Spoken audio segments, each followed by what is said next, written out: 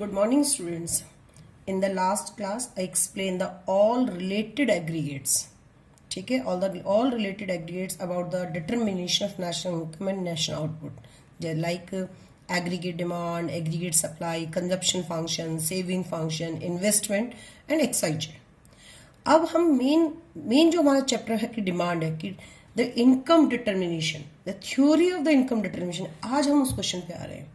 आज से जो मैं क्वेश्चन स्टार्ट कर रही हूँ सारे 6 मार्क्स के स्ट्रेट फॉरवर्ड क्वेश्चन है. ठीक है, कॉन्टिन्यूशन में 5 क्वेश्चन आएंगे. All 5 question carry the 6 marks. आपके पास कोई सा भी क्वेश्चन आएगा बहुत ध्यान से सुनना. फर्स्ट मेरी काइंडली रिक्वेस्ट है कि मेरी वीडियो की हेल्प से नोट्स मत बनाना. नोट्स वही बनाना जो मैं आपको ग्रुप में सेंड करूंगी, क्योंकि इसको एक्सप्लेनेशन में मेरे को बहुत टाइम लगेगा. अगर मैं साथ में नोट्स भी प्रोवाइड करूंगी तो वीडियो बहुत लेंदी हो जाएगी. तो ठीक है, ध्यान रखना, वीडियो को ध्यान से सुनना और समझना. नोट्स जो मैं आपको ग्रुप में सेंड करूंगी उसी के भी आप बनाना.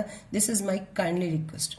ठीक है, नाउ आज का जो हमारा टॉपिक है, the topic is the theory of income determination. ठीक है, कि आखिर हमने जितने भी रिलेटेड कॉन्सेप्ट पढ़े थे only for the income determination पढ़े थे कि आखिर इनकम कहां पर डिटरमाइन होती है. ठीक है, माई ये question, what is the level of the national income in country. अगर मैं बोलूं दिस इज माई क्वेश्चन कि what is the level of national income in a country. आखिर national income means national output. तो what is the national income in a country.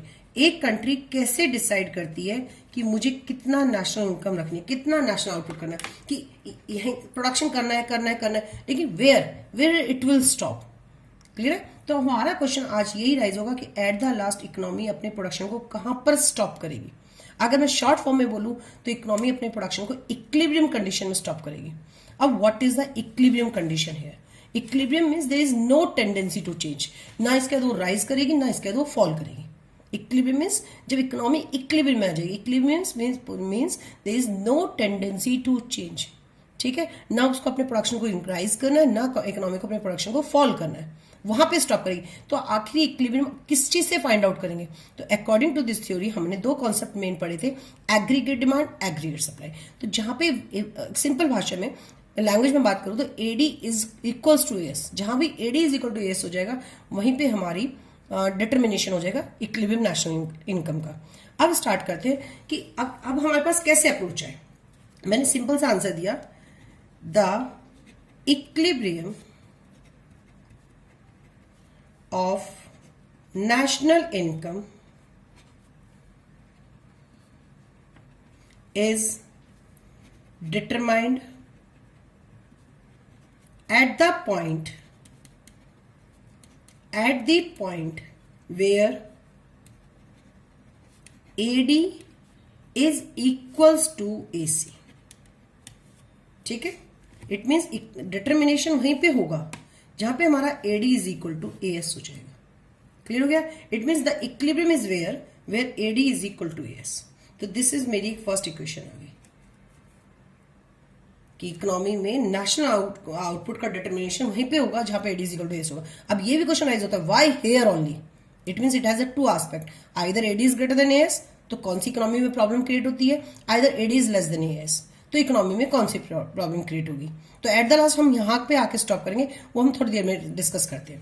Now अब हमें इसके आगे हम बात करते हैं. अच्छा, इससे पहले मैं कुछ अजम्पशंस लेके चल रही हूं कि हम इकोनॉमी में केवल 2 उनकी बात करें सेक्टर्स की, house hold sector and production sector. हम इस समय इस थ्योरी को पढ़ाने के लिए मेरे पास कुछ अजम्पशंस हैं. पहले हम शॉर्ट रन में बात कर रहे हैं. There is no role of the government का कोई रोल नहीं है हमारे साथ. हमारी क्लोज इकोनॉमी है, इट मीन्स हमारा एक्सपोर्ट इंपोर्ट भी नहीं हो रहा. अभी हम एज्यूम कर रहे हैं, ये एज्यूम्ड सिचुएशन है. जब भी हम इकोनॉमिक्स में कोई थ्योरी डिटरमाइन करते हैं तो पहले हम कुछ अजम्पशंस ले लेते हैं. तो देयर द 5 अजम्पशंस. देखिए हम शॉर्ट रन में डिस्कस कर रहे हैं. The economy is a close economy. It means हमारा रेस्ट ऑफ द वर्ल्ड से कोई भी एक्सपोर्ट इंपोर्ट नहीं हो रहा. The third one is there is no role of the government का कोई इंटरफेरेंस नहीं है. द फोर्थ वन इज कि इकोनॉमी में जो प्राइस लेवल है वो कांस्टेंट है. तो it means the overall price level in the economy is the fixed. हम ये 4 सिचुएशंस लेके चल रहे हैं। तो अब हम जब इन 4 सिचुएशंस को ले रहे हैं तो इसी को हम आगे कंटिन्यू करेंगे टॉपिक को, कि इट मीन्स हम केवल consumption, house hold sector and production sector की बात कर रहे हैं। ठीक है, तो हाउस होल्ड प्रोडक्शन सेक्टर के अकॉर्डिंग एडी के हमारे मेन कंपोनेंट्स क्या थे कि only consumption expenditure and investment expenditure. तो अगर मैं इसी को आगे डिटेल में करती हूँ कि हमने पढ़ा है there is no role of the government और ना हमारा कोई फॉरेन ट्रेड हो रहा है, तो अकॉर्डिंग टू दिस एडी जो हमने कैलकुलेट किया only through the C plus I. ठीक है, और एएस को हमने किससे रिप्रेजेंट किया, सी प्लस एस से। तो ये मेरी सेकेंड सिचुएशन हो गई, ये मेरी एक थर्ड इक्वेशन बन गई। First, economics in equilibrium where AD is equal to AS. AD को हमने रिप्रेजेंट करना है सी प्लस आई से, एएस को मैंने रिप्रेजेंट करना सी प्लस आई से। तो दिस इज माई थर्ड। अब मैं अब इन तीनों इक्वेशंस को टुगेदर एक साथ रख रही हूं। Now putting first, second and third together, we get, see here, AD is equal to AS, C plus I is equal to C plus S. Clear? Now I is equal to S.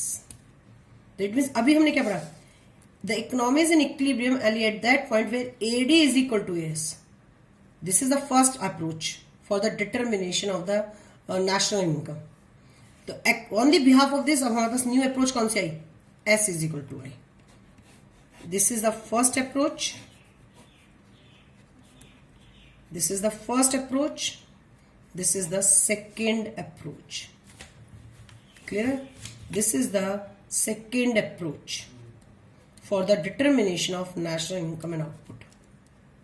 Clear हो गया? तो it means पूरी derivation, the above derivation shows the basic equilibrium condition are can be expressed either in the AD is equal to S और in the S is equal to A. It means this gives two approaches, AD is equal to S and S is equal to I, of looking at the equilibrium. तो अभी मैंने कहा there are the 5 questions 6 marks के। तो first question यही है, explain the equilibrium level of national income with the help of AD and AS approach. मे भी सेकंड सेट में आ जाए, एक सेट में क्वेश्चन है, सेकंड सेट में आएगा explain the equilibrium level of national income with the help of the saving and investment approach. तो out of the 5 question 2 question तो हमारे पास यही 6 मार्क्स के डिटेल में आएंगे। अभी तो जस्ट मैंने अभी आपके पास अप्रोचेस फाइंड आउट किए कि कौन कौन सी अप्रोच से हम नेशनल इनकम का डिटर्मिनेशन कर सकते हैं। तो they are the 2 approaches, ADS approach and S and I approach. अब हम स्टार्ट कर रहे हैं थ्योरी कि आखिर डिटर्मिनेशन कैसे होता है। अब हम स्टार्ट करेंगे। तो इसके बट पहले हम कुछ अजम्पशंस लिख लेते हैं कि what are the assumptions. This is my first question जो आपको यहां से आपको नोटबुक में नोट डाउन करना है। ठीक है, लेकिन नोटबुक्स में नोट डाउन वही करेंगे जब हम नोट्स आपको मैं ग्रुप में सेंड करूंगी। द फर्स्ट क्वेश्चन है mention the assumptions, mention the assumptions to establish equilibrium level of income. There are the 5 assumptions. Number 1, it is a short run analysis. It is a short run analysis. The second one, the economy is a closed economy. Economy is in closed economy means there is no relation with the rest of the world. It means no export, no import. There is a the economy is in closed economy. Next, there is no role of government. Government का कोई interference नहीं है इस समय. There is no role of government. The fourth one, the overall price level in the economy is fixed.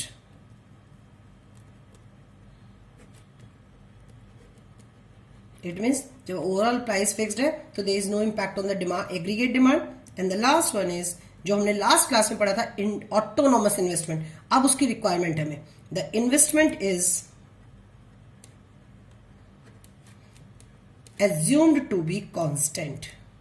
हम इस theory में investment को कांस्टेंट मान के चलेंगे, that is the assume to be constant, that is autonomous investment. हम already discuss कर चुके हैं कि which investment is not affected by the level of income, that is the autonomous investment. तो in this theory we take only the autonomous investment. Now I take the first question, ठीक है। Explain the equilibrium level of income with the help of AD and AS approach, और किसी भी paper इसका other name है the consumption plus investment approach, ठीक है। कि एडी का नेम का कंपोनेंट्स क्या है, कंजप्शन एंड इन्वेस्टमेंट। तो may be in the question, may be question come in this form और इन दिस फॉर्म। यह सेकेंड क्वेश्चन। अब इसका जो सेकेंड पार्ट है क्वेश्चन वो इस टाइप से भी आ सकता है। अब ध्यान से देखिए कि why must AD is equal to S. मैंने जस्ट अभी बताया कि डिटर्मिनेशन वही होगा जहां AD is equal to S होगा। तो क्वेश्चन अराइज होता है वाई हेयर ओनली। तो अब हम आंसर स्टार्ट करते हैं कि income in an economy is in equilibrium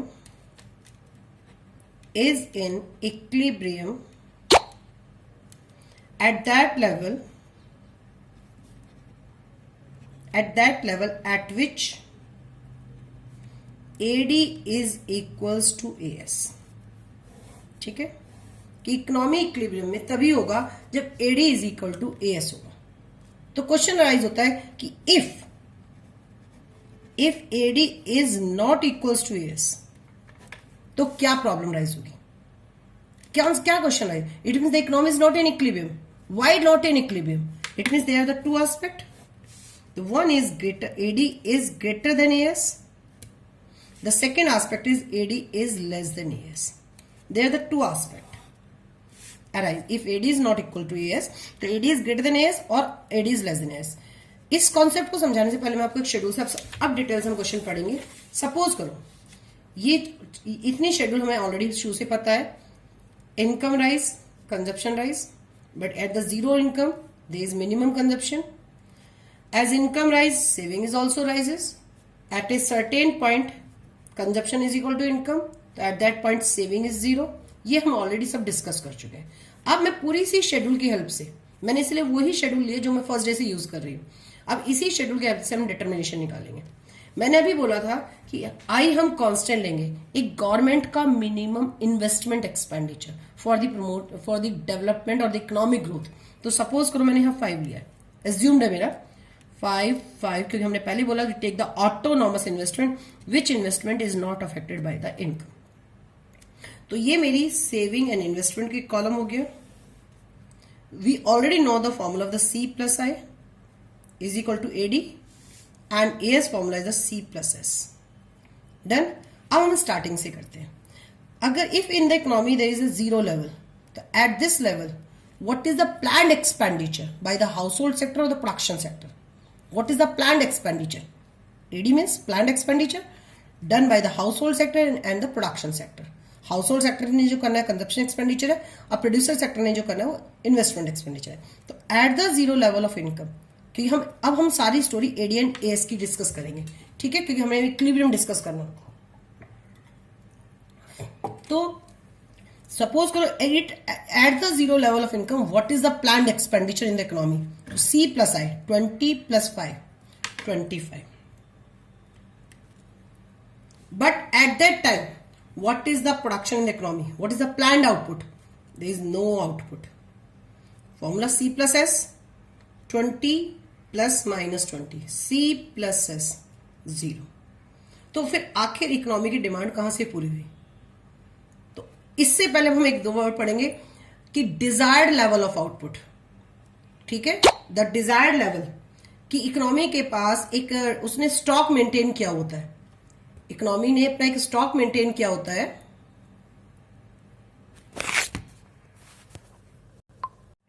now it means eight the zero level of income the plan expenditure is 25 but at that time output is 0।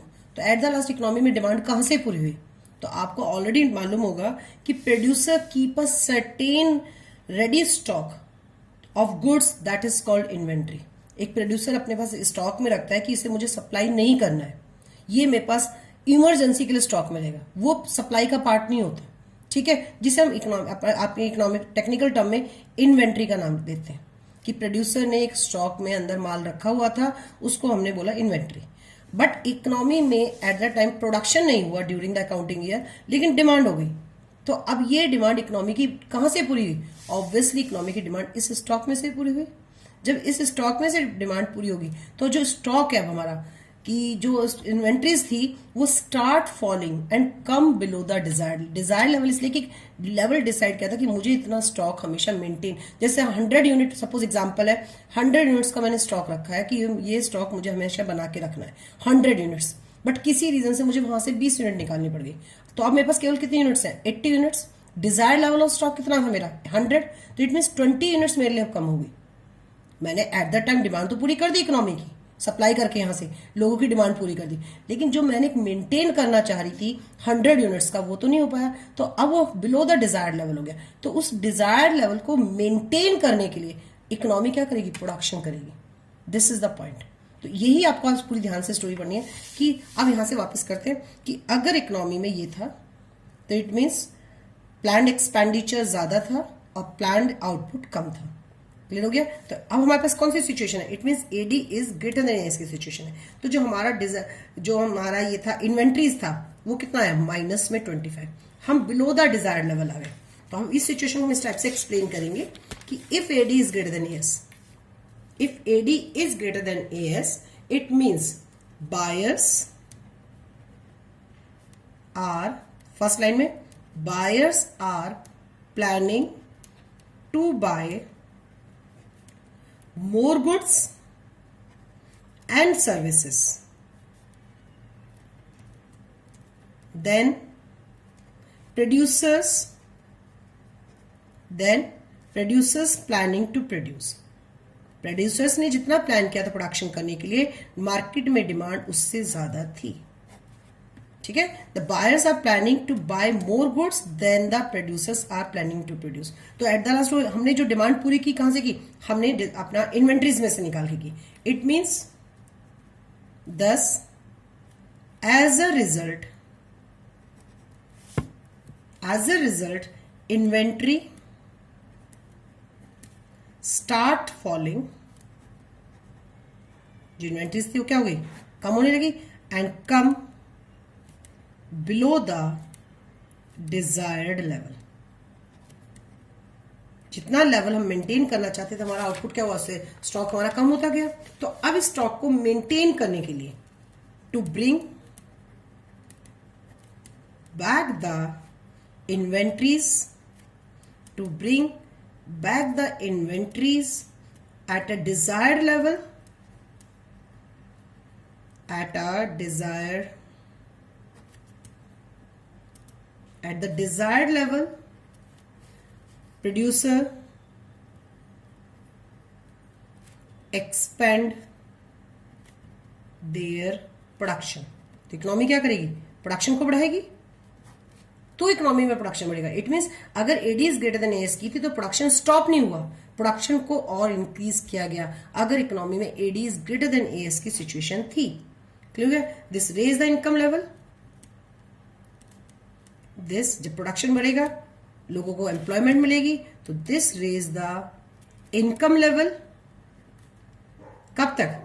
Which keeps on rising. कब तक production बढ़ेगा? Till AD is equal to AS. तो क्या AD is greater than AS की situation में output रुका? Determination हुआ? नहीं हुआ, क्योंकि हमें दोबारा से मेंटेन करना था स्टॉक लेवल को। तो इसलिए इकोनॉमी में प्रोडक्शन बढ़ा तो इनकम इंक्रीज हुई। इनकम कब तक कंडीशन आएगी? जब तक till AD is equal to AS. अब अगेन हम शेड्यूल की हेल्प से पढ़ते हैं। Now start. तो what is the effect on the income? Income पर क्या असर आ रहा है? इनकम इंक्रीज हो रही है। इनकम इंक्रीज मतलब प्रोडक्शन इंक्रीज हो रहा है। यहां पे इनकम वर्ड मींस आउटपुट है एक्चुअल में। तो ऑब्वियसली प्रोडक्शन बढ़ा, फिर अगेन अब इकोनॉमी में फिर से डिमांड राइज हो गई। अब ध्यान से देखना, प्रोडक्शन बढ़ा, इनकम राइज, ये है इनकम राइज हो रही है। Again income rise, again demand level rise, again production rise. But अब इन्वेंट्रीज थोड़ा सा और फॉल हो गई। again क्योंकि still AD is greater than AS. Next 30 plus 5 35,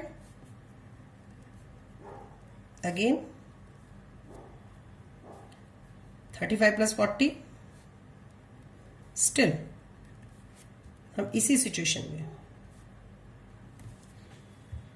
40 plus 5 45,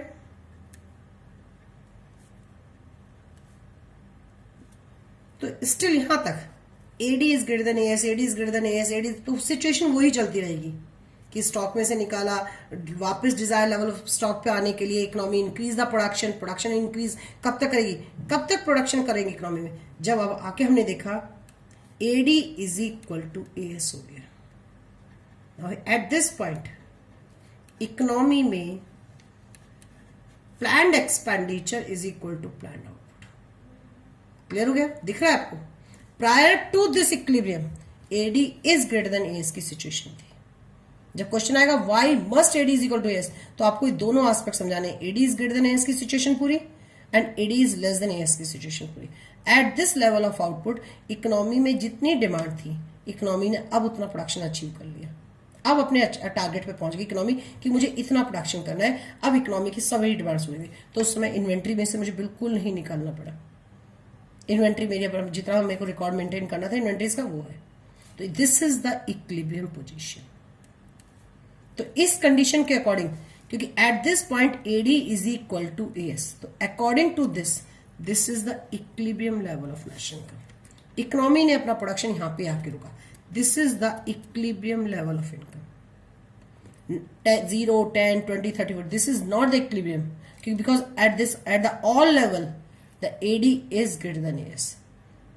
ठीक है, ये तो अब आपको समझ में आएगा कि यहीं पर आके क्यों रुका, क्योंकि इकोनॉमी में जितनी की मार्केट में डिमांड थी उतनी वांट्स पूरी हो चुकी है, इकोनॉमी उतना प्रोडक्शन कर चुके हैं। मे बी अब एक एस्पेक्ट लेते हैं कि अगर इकोनॉमी इसके आगे भी प्रोडक्शन करती है, अगर इकोनॉमी इसके आगे प्रोडक्शन कर रही है, तो विच प्रॉब्लम क्रिएट?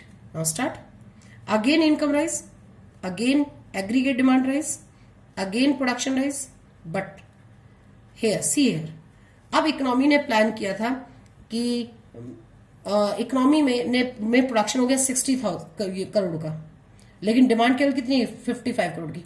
इकोनॉमी में 5 करोड़ का सामान अनसोल्ड रह गया। सीधी सी बात है, प्रोडक्शन इकोनॉमी में प्रोडक्शन हुआ 60 करोड़ का और डिमांड हुई केवल 55 करोड़ की, तो 5 करोड़ का सामान कहाँ गया? Unsold stock. और वो 5 करोड़ का अब किस में प्लस हो जाएगा? इन्वेंट्रीज में। अब वो 5 करोड़ का इन्वेंट्रीज में प्लस हो गया, तो इन्वेंट्रीज अब अबव द डिजायर्ड लेवल हो गई। जब inventories above the desired level ऐसे इंक्रीज होती जाएंगी, अगेन अगर सपोज करो एग्जांपल ले रहे हैं कि अगर हमने इसके आगे प्रोडक्शन फिर से किया, तो हियर AD इज लेस, तो इट मींस यहाँ पे planned expenditure, it means the buyers are planning to buy less than what the sellers are planning to produce. Sellers जितना प्रोड्यूस करना चाह रहे हैं, कंज्यूमर्स उससे कम परचेज कर रहे हैं। तो इससे रिजल्ट क्या होगा कि अब जो हमारा इन्वेंट्रीज है comes about the desire level. अब ऐसे अगर अनसोल्ड स्टॉक इंक्रीज होता रहा, तो इकोनॉमी क्या करेगी? Cut the production. इकोनॉमी अपनी प्रोडक्शन को कट करेगी। जो इकोनॉमी में प्रोडक्शन कम होगा तो इनकम कम होगी, इनकम कम होगी तो डिमांड लेवल कम होगा, और वापस हम कहां पहुंच जाएंगे? AD is equal to AS। तो कोई भी इकोनॉमी अपने प्रोडक्शन को वहीं पे स्टॉप करेगी जहां पे AD is equal to AS होगी, क्योंकि AD is greater than AS की सिचुएशन में भी कौन सी प्रॉब्लम क्रिएट होती है हमने एक्सप्लेन कर ली, AD is less than AS की सिचुएशन में कौन सी प्रॉब्लम क्रिएट होती है तो भी हमने एक्सप्लेन करनी। तो इसलिए बोलते हैं the economy is in equilibrium only, the economy is in equilibrium at that point where AD is equal to AS only. Done. तो अगर इकोनॉमी इस सिचुएशन में है तो यहाँ पे इंपैक्ट आता है नेशनल इनकम पे, डिक्रीज इन इनकम। एक decrease in income means economy cut the production. अब यहाँ पे हम लिखेंगे suppose AD is less than AS था, it means buyers are planning to buy less than what sellers are planned to produce। ठीक है, economy जितना प्रोडक्शन करना चाह रही है, कंज्यूमर्स उससे कम परचेज कर रहे हैं। तो as a result the inventory start rising, inventory बढ़ जाएंगी and comes about the desired level. अब वो डिजायर्ड लेवल से ज्यादा होगी। मेरा टारगेट था कि मुझे 100 यूनिट स्टॉक में रखनी है, अब 120 यूनिट्स हो जाए, 130 यूनिट्स हो जाए, ठीक है। अब तो उस सिचुएशन में कोई भी प्रोड्यूसर या कोई भी इकोनॉमी क्या करेगी? Now the producer cut the production, now producer cut the production, producer अपने प्रोडक्शन को क्या कर देगी? कट कर देगी, ठीक है। एंड ले आउट ऑफ वर्कर्स, लोगों को काम पे से निकाल देगी, the lay off workers. Next, जब प्रोडक्शन कम होगा तो इनकम भी क्या होगी? रिड्यूस होगी। This reduces the income level. यहां पे इनकम लेवल राइज हो रही थी तो यहां पे इनकम लेवल कम हो जाएगी। This reduces the income level. Clear? और ये ट्रेंड कब तक चलता रहेगा? दिस ट्रेंड ये कंटिन्यू कब तक चलता रहेगा? When AD and AS once again becomes equal, जब तक दोनों वापस नहीं आ जाते। तो क्लियर हो गया? AD is greater than AS में increase the production, AD is less than AS में कट द प्रोडक्शन। दोनों सिचुएशन में हम यहाँ पे आकर स्टॉप करेंगे। And corresponding to this equilibrium the level of national income is this only. ये था शेड्यूल एक्सप्लेनेशन। शेड्यूल की एक्सप्लेनेशन कैसे लिखनी है मैम? पेपर में आता है एक्सप्लेन विद द शेड्यूल, ठीक है। तो एक पेपर में शेड्यूल की एक्सप्लेनेशन कैसे लिखनी है आपको नोट्स में मिल जाएगी। अगर यही क्वेश्चन अब डायग्राम से आया, सपोज करो अब यही क्वेश्चन आपका डायग्राम से आ रहा है, हम डायग्राम से कैसे एक्सप्लेन करेंगे? See income level, consumption, investment and saving, all. तो हम एडी यहीं से बनाएंगे। नाउ सी है, this is the income level. अब आपने एक शेड्यूल में देखा इनकम की वैल्यूज एंड एएस की वैल्यूज बोथ आर सेम। ये हम ऑलरेडी एक्सप्लेन कर चुके हैं। AS means aggregate supply means national output, national output means national income. Clear हो गया? और दोनों ही सेम प्रोपोर्शन में बढ़ रहे हैं। जबकि एएस सी प्लस एस, इसको मेरे को वाई एक्सेस पे लेना है, इनकम मुझे एक्स एक्सेस पे लेना है। अगर इनकम और अगर मैं सी प्लस एस को देखूं, दोनों सेम प्रोपोर्शन में बढ़ रहे हैं, तो यही रीजन है कि मेरा कर्व 45 डिग्री में आ रहा था। मैंने आपसे बोला था ना, लास्ट में कंक्लूजन निकलेगा कि आखिर कर्व 45 डिग्री में क्यों निकल के आया। अगर मैं रिप्रेजेंट कर रही हूँ सी प्लस एस की हेल्प से और इनकम की हेल्प से, मैं दोनों कर्व बना रही हूँ, दोनों मेरे सेम प्रोपोर्शन में बढ़ रहे हैं। यही रीजन है कि हमारा कर्व 45 डिग्री में आएगा। तो यही मेरा कर्व सी एस को रिप्रेजेंट कर रहा है। एग्रीगेट डिमांड कहीं ना कहीं यहां से स्टार्ट होगा कि autonomous investment and autonomous consumption से स्टार्ट हुआ। अगर मैं कहती हूँ इनकम जीरो पे, स्टार्टिंग हमने देखा there is aggregate demand 25 crore हमारे पास थी। As income rises aggregate demand rises, as income rises aggregate demand rises, aggregate demand. तो स्टिल आप यहां देखिए AD is greater than AS की सिचुएशन है, ठीक है। तो इट मीन जब तक AD is greater than AS की सिचुएशन थी, production increase, it means income increase. हम प्रोडक्शन को बढ़ाते ही जा रहे हैं। क्लियर हो गया? क्योंकि हमारा बिलो द डिजायर लेवल हो गया, उससे मुझे रिकवर करना है, मेंटेन करना है, तो इसलिए प्रोडक्शन इंक्रीज होता जा रहा है। आखिर प्रोडक्शन कहां पे आके रुकेगा? ये पूरा मेरा प्रोडक्शन का लेवल है। आखिर प्रोडक्शन कहां रुकेगा? जब मेरी इकोनॉमी इक्विलिब्रियम में आ गई। दिस इज लाइक, याद रखना, this is not the break even. अब ये इक्विलिब्रियम है क्योंकि it is aggregate demand curve. बच्चा बहुत कंफ्यूज होता है, कभी वो ई को ब्रेक इवन डालता है, कभी ई को इक्विलिब्रियम डालता है। या ब्रेक इवन अलग है, इक्विलिब्रियम अलग है। It is the equilibrium because at this point AD is equal to AS. Now आगे फॉरवर्ड करो, देखो इस इक्विलिब्रियम पे आके मैंने कहा अब मुझे अपना प्रोडक्शन यहां पे स्टॉप करना है। तो according to the diagram the level of income is only O Y. Economy ने अपने प्रोडक्शन को यहां पे स्टॉप करना है, इसके लेफ्ट में नहीं करना, क्योंकि इसके लेफ्ट में हम इस सिचुएशन में प्रॉब्लम में है। तो economy is in equilibrium corresponding to this in this figure AD curve intersect the income curve at the point T. It is the equilibrium corresponding to the equilibrium. The level of income is OY. अगर हम इसके आगे production करते हैं तो देखा AD is less than AS. It means buyers are planning to buy less than what the producers are planning to produce. That means ये सारा हमारा unsold stock increase होता जाएगा। और कोई भी इकोनॉमी ऐसे इतना unsold stock इंक्रीज करना पसंद करेगी। Inventories above the desire level होगी तो इकोनॉमी पहले इन इन्वेंट्रीज को कम करेगी। इन्वेंट्रीज को कम करने के लिए प्रोडक्शन को कम करेगी। जब प्रोडक्शन कम होगा, लोगों को काम पे से निकालेंगे, इनकम कम होगी तो डिमांड भी नीचे की तरफ आ जाएगी। दिस इज द डिमांड का। तो एट द लास्ट प्रोडक्शन यहीं पे होगा। तो ये क्लियर हो गया कि how can we determination of the equilibrium level of national income with the help of AD and AS approach. इसी का एक नाम है थ्योरी में effective demand principle. Effective demand principle, ये लास्ट ईयर बोर्ड में क्वेश्चन आया था।